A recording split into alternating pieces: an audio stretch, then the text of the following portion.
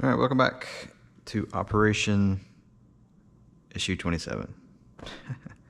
Now, so I'm going through and replacing the gear door air cylinders like I mentioned. I just, after years of dealing with their air cylinders and them always leaking, I decided to stop using them. So I just typically replace all their air cylinders with a bunch with ultra precision. And a lot of times they're, like I've already mentioned, their air cylinders will be usually not limited by the stroke, but by the actual throw of the whatever it's connected to. So you always have it either pulling, always having a force on it where it's, not completely stroked because the door's already closed and this is just too long. So just wanted to show you guys this. So this one is the front door here. It's this longer one here, and it's mounted. Let me get my phone here so I can kind of keep up with what I'm showing you guys. So this front door here, it's a kind of a big door. It's heavier than this one. Had a longer air cylinder on it, and it mounted on this little piece they glued in here and went up to this. So the one that I'm actually going to be using is and you can kind of see it here. It is a shorter, there you go, a shorter one, and it gives about the same stroke, but it's actually a little bit less than this one. So this is a shorter stroke, and what it allows me to do is I get full closure and open, but is this one? No, this is a short one. But I'll also be using these little MAP mounts. So you put one of these guys on here. There's my kid. So it looks something like that. These are wood. You assemble them. They're made by MAP. They're kind of designed for their ultra precision. So with it like this, it's going to mount right here, and I hope you guys, so it's hard to see, and I already kind of tacked it here once to kind of test it. So it'll mount like this, and actually right here is where it mounts. So it's not quite as far as the other one, and I'll get it straight in line, and the only thing I'll have to check is make sure it doesn't hit anything, and then re-glue this. And it gives me full close, full open, and it's a little bit better of a mechanical advantage than being so far over here. Not much.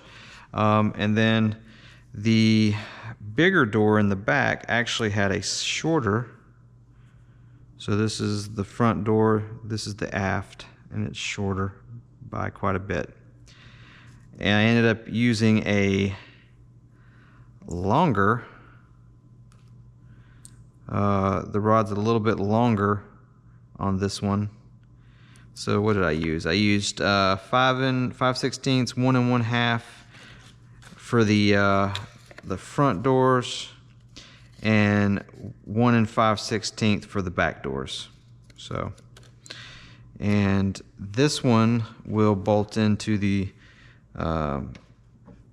same position, and it still works just fine. It's just their rod, when it opened it up, wasn't going full stroke. This one goes closer to full stroke before it hits a stop. So, and then the nose door is this guy right here, which is a longer one, and I use the same yeah,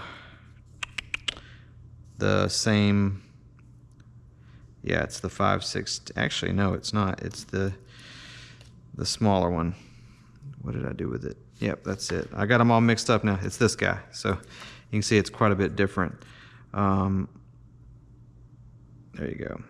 And the only thing I got to do is add a little 1/4 inch or 1/2 inch block to glue this to get it off of where where it mounts. So because they just ran a screw and mounted it straight to the bulkhead of the pilot seat. And this one will actually come off a little bit and mount it on a different bulkhead. It won't be mounted on the same bulkhead that the cockpit bucket mounts on, but it's the one that goes around the actual nose wheel framing. So you just have to add like a little block to get it a little bit more standoff.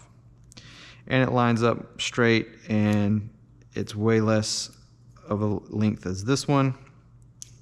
So, but what I'm about to do now is go through and grind out this block here. It's a big glob of high saw and a little soft ply block. But I am going to, just to be safe, I'm going to, and I did it last night, I attached it with some CA to make sure. So I am going to check one more time, especially for this one. I haven't checked. I did kind of initial, but I want to check to make sure everything's going to work before I go and do an alternate method. So anyways, but that's about it. Nothing crazy. Everything else is done. I'm kind of, once these air cylinders are done, I'm going to flip it over. I'm going to install the tanks. The tanks are ready to go in. The only thing I have to check, and it's not really, doesn't show anything about it. I haven't seen anything on it, and I don't know. It may just be the fuselage thickness that holds the rear of this in, but the only place that this tank has a mount is on this front piece here. I mean, they got a lot of glue there, but having, nothing to support the back of that tank just doesn't seem right. So I don't know if the fuselage is thin enough here that it keeps it from going up and down, but I don't think so, because this was able to go back further if I remember correctly. So I think it still kind of goes up and down. So yeah, if it does sit on the actual fuselage bottom, then I'll just put some Velcro here to help hold it, and maybe some foam across the top to keep it from coming up. But that's the only thing I got to make sure on this one. The front one, the front tanks have a support in the front and back. This one only has it in the front, so something I got to check on. And one other thing that I was talking about, I don't know if you guys remember me in one of my prior videos, I was talking about having to get the screw right here to keep these exhaust cones, those turkey feathers, from rotating. I give you the long screwdriver. So I've been wanting something like this for a while. I just never got around to getting one. This is a lot longer than it needs to be, but I don't know how many times I've needed something that's like, like the longest I could find was like 12 inches or 10 inches, and it was just too short, and this is perfect. 22 inches. They didn't have the other one at Harbor Freight anyway, so that's where we're at. So tonight, get the gear doors in, or air cylinders in for the gear doors. I'm going to go ahead and also, there is 2 blocks, one here and one here. I'm just going to line these up and run a drill through and put my screws in, and that will be done. I can flip it over at that point and start installing all the turbine, the turbine equipment, and the fuel, like the UATs, the power system. So the only thing I haven't decided on is how I want to do my turbines. I don't know if I want to do the compact hubs, or, because these stay in the model, there's the screen for all your monitoring of the turbine, or use the light version, which is just a smaller little hub with no screen on it that you plug in your external GCUs. And both of these you can run a telemetry adapter and then just have the telemetry for the motors on your radio, which is kind of what I'm leaning to. You know, just for monitoring of the motor. I don't really need the turbine stuff. But telemetry to me always kind of worries me, you know, because of just bogging down your,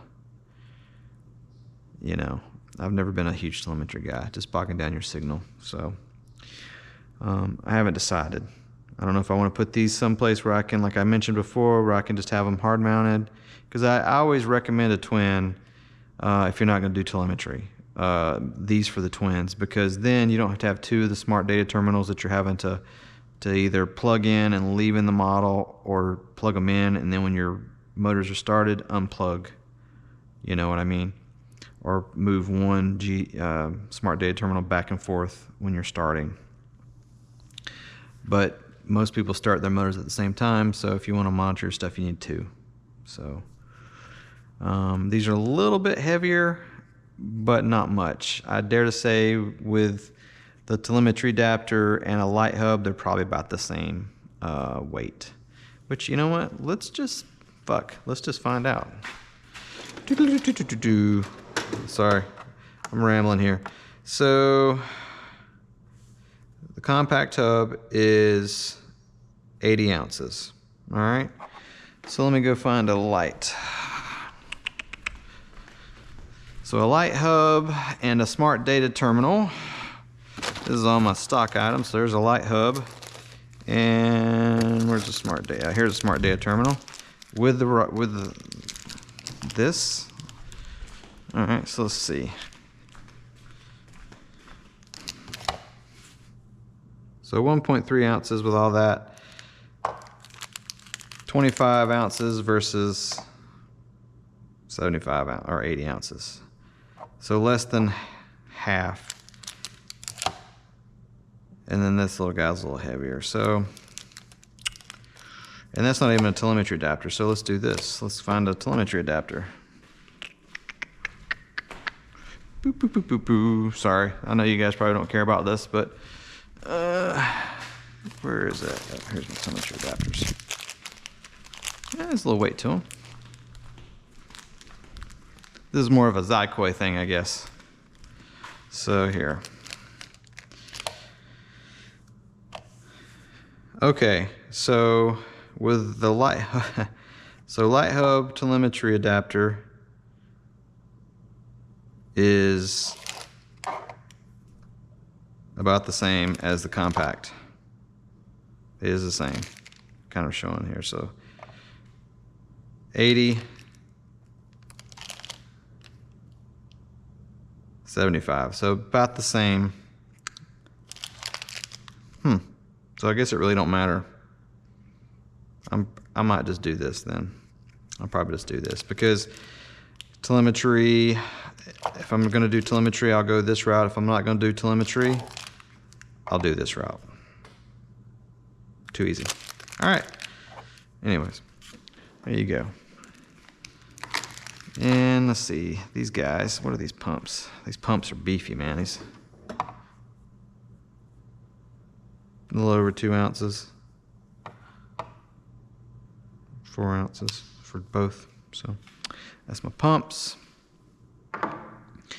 But anyways, I'm going to get to this real quick because I've got to take actually I'm going to take a tactical pause now. I need to go pack some stuff, going to the beach in a couple days. Well, going to the beach for a long weekend, and I got to pack. So this will kind of be the last night I work on this until I get back Sunday night. So you guys take it easy, and I'll get another video showing all this stuff once it's done. Cheers.